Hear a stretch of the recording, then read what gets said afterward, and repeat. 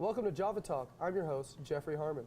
I'm sitting here today with USF's head athletic trainer, Sam Lang. How you doing, Sam? Good, how are you? So, just an easy question to start off. How did you get into athletic training? Have you always wanted to do this? What kind of in your mind, and when did you say this is something I wanted to do? Well, I grew up a figure skater my whole life, so I've been around athletics, not necessarily like team athletics. So I got to college, I wanted to do physical therapy, but I wanted specifically to work with athletes. So having talked with advisors and things, they kind of geared me towards athletic training, and then it just kind of stuck, and the PT thing dropped off, and here I am 6 years later. So you're from Sioux Falls originally. Yep. You went to college in Bismarck at the University of Mary. Now you're here back at USF in your sixth year. Did you always know you wanted to come back to Sioux Falls, and was USF just a great opportunity for you, or how did that kind of happen? Yeah, graduating is so hard to find a job, so I am the person, I just kind of reach out to people. I don't necessarily look for a job. I'll look at places that I maybe want to work. So I had reached out to the school across town, and I had reached out to Zach Mathers just via email, telling them kind of what I did, what I was doing. I had just graduated, I had just got certified. And Zach had emailed me back saying that they were thinking about a position. So a week after graduation, I got an interview, had a 2-hour interview with him, and then got hired an hour after the interview, and just kind of stuck with that.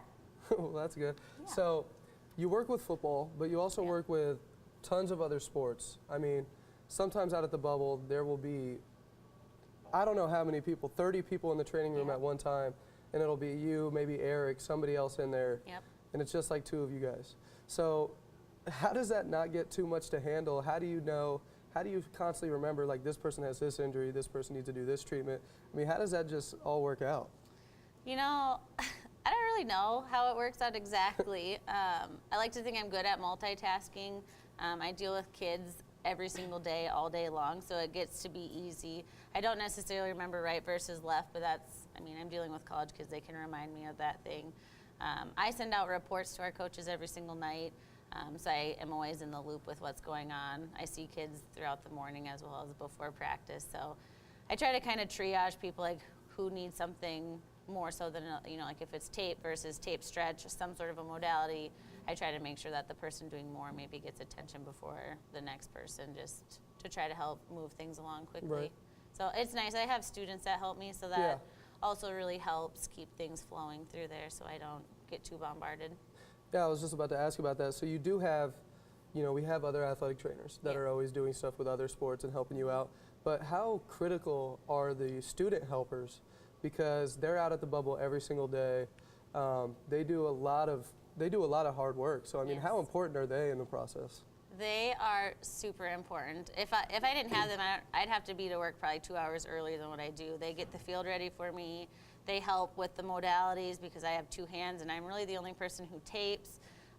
So they are imperative to the success of the team, really. I mean, without them, I'd have to work much more hours, really. So yeah, they're huge. Without them, I'd be lost, really. So, like I said, you work primarily with football, so you get to go on all the trips, as do some of your student helpers. Just talk about how that experience is with them. You get to build relationships, as well as, you know, being as sharp as you can while on the road away from home. Right. I mean, after so many years of doing it, it comes second nature. Like, I used to get really nervous going into games. I don't really anymore. I just kind of do my thing. I train the girls, I like to think, fairly well, make sure they know it's a business trip. It's fun, but I make sure that at the end of the day, we're here for business. We're not here to play and to flirt and whatever. So, yeah, I mean, it's a fun experience. I like to think that me traveling helps get closer with the team as well, which I think builds a good relationship between me and the athletes, and it really helps an athlete trust me to help. I mean, I am young. I'm close to age with a lot of people, so I like to think that that helps our relationship as well and help people get better quicker. So like I said, this is your 6th year now at USF. You've been with the school basically started becoming D2. You're around athletics year-round. Just where do you see this athletic program going forward, and do you think they could become a D2 powerhouse? Oh, for sure. I mean, from my first year, it's hard. I work so much with football, so football has done phenomenal really since the start of the D2 era. I used to work a lot with the basketball teams, the volleyball, things like that. And I mean, each year they get better and better. So I can only assume that we're going to continue to grow. And with the way Sioux Falls is and our student population is going up, I can only assume that athletics is going to get better and better. I mean, kids are getting more and more competitive and more specialized in certain sports. So I think that we're going to bring in more athletes and maybe better, well-rounded athletes because they're more so specific than, you know, when I first started, they did 3 different sports in high school. And I think now it's more so shifting that you really focus on your one main sport. And I think that helps with the athletics side of things and the competitive edge that I think that we're getting to with USF. Well, Sam, I want to thank you for joining us today. It was a great time. For Java Talk, I'm your host, Jeffrey Harman.